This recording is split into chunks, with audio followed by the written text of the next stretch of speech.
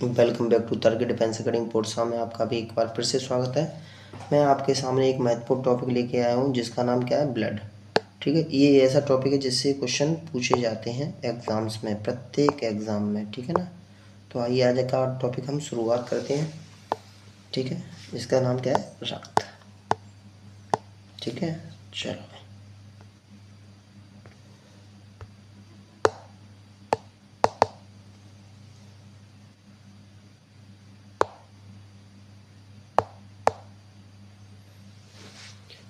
जैसे कि पहला टॉपिक है रक्त का संगठन। ठीक है ना, तो रक्त का संगठन, जैसे इसमें लिखा क्या है कि रक्त के प्रकार। पहले तो आप ये समझो रक्त के प्रकार कितने होते हैं, तो ये बहुत ज़्यादा इम्पोर्टेंट है। रक्त के संगठन में क्या होता है, रक्त के प्रकार बताना है हमें पहले। पहला क्या है, प्लाज्मा और रक्त कणिका। ठीक है, रक्त कणिका। ठीक है, दो प्रकार मेन होते हैं।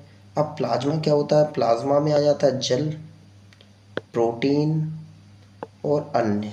ठीक है, तो जल होता है 90% या 90%, प्रोटीन होता है 7% और अन्य होता है 3%। अब ऐसे आ जाओ रक्त कणिकाएं, इनके प्रकार होते हैं तीन। पहला होता है लाल रक्त कणिका, जिसको हम क्या बोलते हैं, RBC यानी रेड ब्लड सेल। ठीक है, दूसरा होता है सफ़ेद रक्त कणिकाएं, जिनको हम बोलते हैं WBC। ठीक है, तीसरा होता है प्लेटलेट्स, और ये सभी हमारे रक्त के अंदर पाए जाते हैं। तो फिर से देखते हैं, रक्त के संगठन में पहला है प्लाज्मा और रक्त कणिकाएं। प्लाज्मा में जल होता है 97% 90%, प्रोटीन होता है 7%, अन्य होता है 3%। और रक्त कणिका में होता है लाल रक्त कणिका, जिन्हें बोलते हैं रेड ब्लड सेल। सफ़ेद रक्त कणिका को बोलते हैं WBC या वाइट ब्लड सेल। और अगला होता है प्लेटलेट्स। ठीक है, चलो भाई आगे चलते हैं। ठीक है,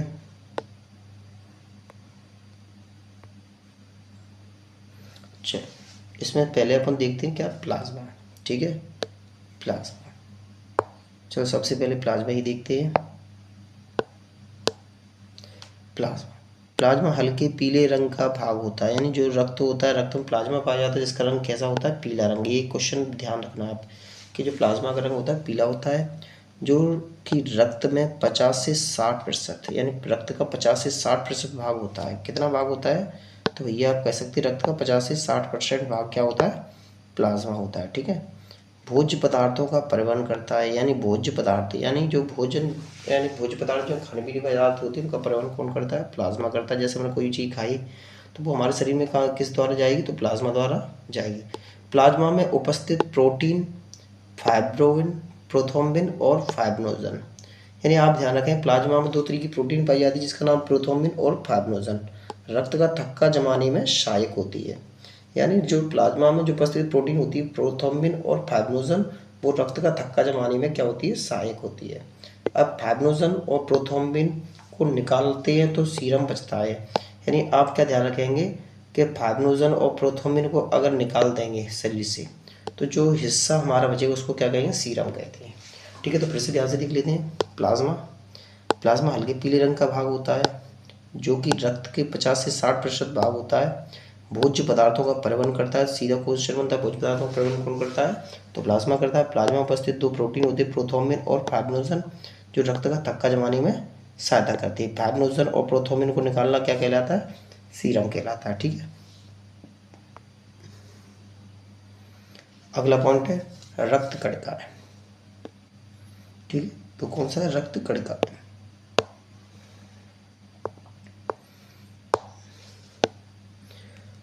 अब रक्त कणिका के बारे में बात करेंगे, इनको बोलते हैं ब्लड कार्पल्स।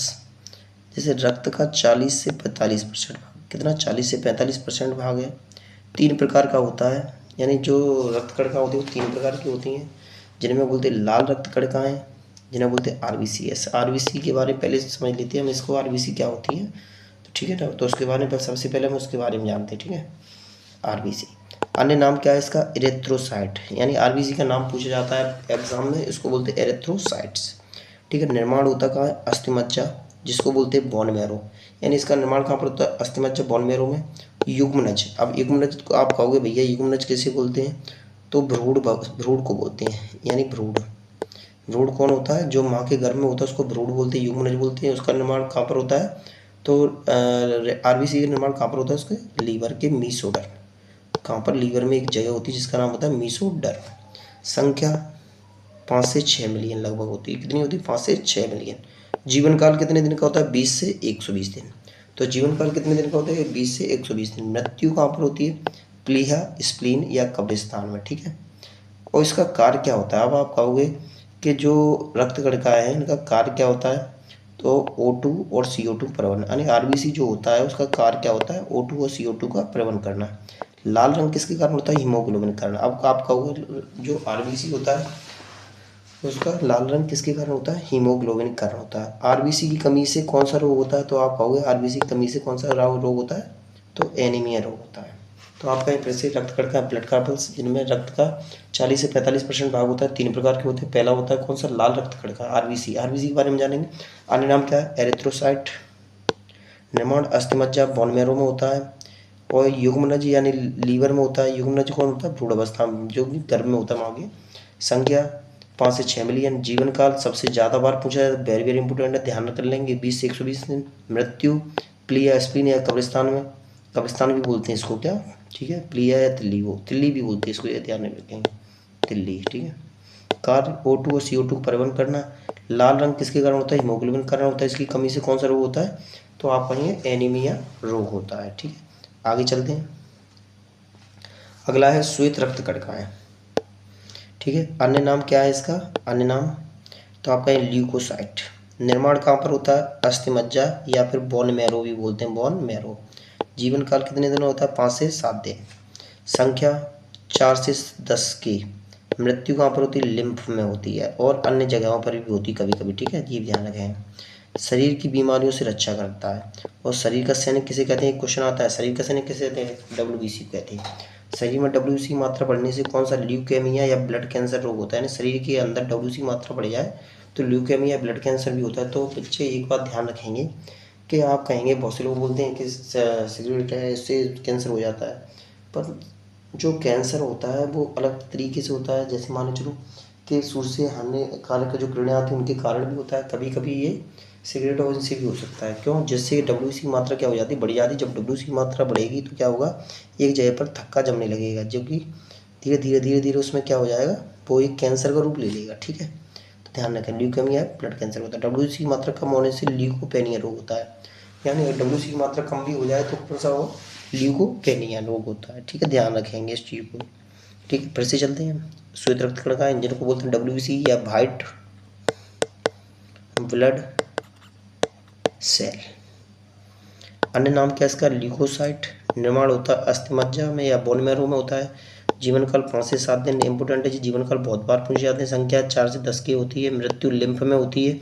शरीर की बीमारियों से क्या करता है? रक्षा करता है, इसलिए शरीर का सैनिक भी बोलते हैं। शरीर का सैनिक किसे बोलते हैं? WBC को बोलते हैं। शरीर में WBC की मात्रा बढ़ने से ल्यूकेमिया या ब्लड कैंसर होता है, और WBC की मात्रा कम होने से ल्यूकोपेनिया रोग होता है। तो आप एक चीज़ याद ध्यान रखेंगे आप बहुत ज़्यादा, कि हमारा जो शरीर होता है, जैसे किसी बच्चे का जन्म होता है तो जन्म के समय उसमें पता नहीं होता कि WBC को कैसे क्या क्या बीमारी चल रही है। तो हमारे तुमने देखा हो छोटे छोटे बच्चों के तो क्या लगते रहते हैं? वैक्सीन लगती रहती है, इंजेक्शन लगती रहती है प्रत्येक 1 महीने में 2-4 तो शुरुआत में लगा देते हैं।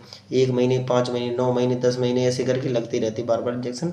वो क्या किसके लिए लगाते हैं? तो बीमारियों को पता लगाने के लिए शरीर में, ठीक है ना। आगे चलते हैं। प्लेटलेट्स। अन्य नाम क्या है प्लेटलेट का? अन्य नाम है थ्रोम्बोसाइट्स। प्लेटलेट्स को अन्य नाम क्या है? थ्रोम्बोसाइट्स कहते हैं। निर्माण कहाँ पर होता है? अस्थिमज्जा। ये भी निर्माण अस्थिमज्जा या इसको बोलते हैं बोन मैरो, ठीक है।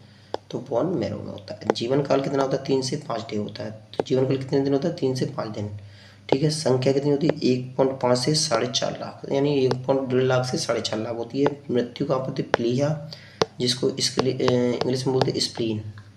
एक चीज़ और बोलते हैं इसको, कभी कभी तिल्ली भी बोला जाता है, तो ध्यान रखना है। प्लिया, स्प्लीन, तिल्ली एक ही चीज़ है। कार्य रक्त का थक्का जमाने में सहायक। तो रक्त का थक्का कौन जमाता है? तो प्लेटलेट्स जमाती हैं। ब्लड बैंक में ब्लड को 35 से 40 दिनों तक सुरक्षित रखा जाता है। यानी आपसे एक क्वेश्चन भी पूछा जाता है कि ब्लड बैंक में ब्लड को कितने दिनों तक सुरक्षित रख सकते हैं? तो आप कहें ब्लड बैंक में ब्लड को 35 से 40 दिनों तक सुरक्षित रख सकते हैं। ब्लड बैंक में ब्लड को 2 से 6 डिग्री पर रखा जाता है। यानी जो ब्लड बैंक होता है उसमें ब्लड जो रखा जाता है वो कितने पर रखा जाता है? 2 से 6 डिग्री पर, ये ध्यान रखेंगे। तो हमने कभी कभी देखा जैसे किसी व्यक्ति में एक्सीडेंट वगैरह हो जाए तो हमने देखा है कि जो ब्लड होता है तो घर वालों को सौंप दिया जाता है कि इसको आप अपने शरीर के टेम्परेचर पर ही गर्म कीजिए। ऐसा नहीं है कि हम उसको कढ़ाई वगैरह में डाल के गर्म करके फिर चढ़ा दें, ऐसा संभव नहीं है। वो शरीर के टेम्परेचर पर क्या किया जाता है, गर्म किया जाता है, तब व्यक्ति को चढ़ाया जाता है। ठीक है ना। तो फिर से देख लेते हैं। प्लेटलेट्स का अन्य नाम क्या है, थ्रोम्बोसाइट्स। निर्माण कहाँ पर होता है, अस्थिमज्जा बोन मैरो में होता है। जीवन काल 3 से 5 दिन का होता है। संख्या 1.5 से 4.5 लाख होती है। मृत्यु कहाँ पर, स्पेन, प्लिया या दिल्ली में होती है। कार्य क्या होता है, रक्त का थक्का जमाने में सहायक। ब्लड बैंक ब्लड को 35 से 40 दिनों तक सुरक्षित रख सकते हैं। अब 35 से 40 दिनों का मतलब क्या होता है, फिर क्या फेंका जाएगा, नहीं। जैसे कोई व्यक्ति को ब्लड ले लिया है तो उसको बैंक में रख दिया जाता है, और जो ख़त्म होने वाला है वो जिसकी डेट, उसको बाहर निकाल दिया जाता है। ठीक। ब्लड बैंक में ब्लड को कितने डिग्री पर रखा जाता है, तो आप कहेंगे कितने डिग्री पर रखते हैं, तो 2 से 6 डिग्री पे। चलो आगे चलते हैं। महत्वपूर्ण बिंदु जो एग्जाम में बार बार पूछे जाते हैं, ठीक है, इंपोर्टेंट। रक्त का थक्का जमाने में सहायक, रक्त का थक्का जमाने में सहायक प्रोटीन कौन सी होती है, प्रोथ्रोम्बिन और फाइब्रोसिन। तो जो रक्त का थक्का जमाने में सहायक प्रोटीन होती है वो कौन सी होती है, प्रोथ्रोम्बिन और फाइब्रोसिन। रक्त का थक्का जमाने में सहायक विटामिन कौन सी होती है, तो विटामिन भैया के होती है। रक्त का थक्का जमने में समय कितना लगता है, 2 से 3 मिनट। आप ये ध्यान रखो, 1 से 2 मिनट ही ध्यान रखो, 2 से 3 मिनट तो भैया बहुत ज़्यादा हो जाती है। ब्लड बैंक में सोडियम ऑक्सीलेट, तो ब्लड बैंक में ब्लड को सोडियम ऑक्सीलेट और पोटेशियम ऑक्सीलेट का उपयोग किया जाता है, जिससे रक्त का थक्का नहीं जमता है। यानी जो ब्लड बैंक में जैसे ब्लड रखे हैं तो सोडियम ऑक्सीलेट और पोटेशियम ऑक्सीलेट मिला दिया जाता है, जिससे रक्त का थक्का नहीं जमता है।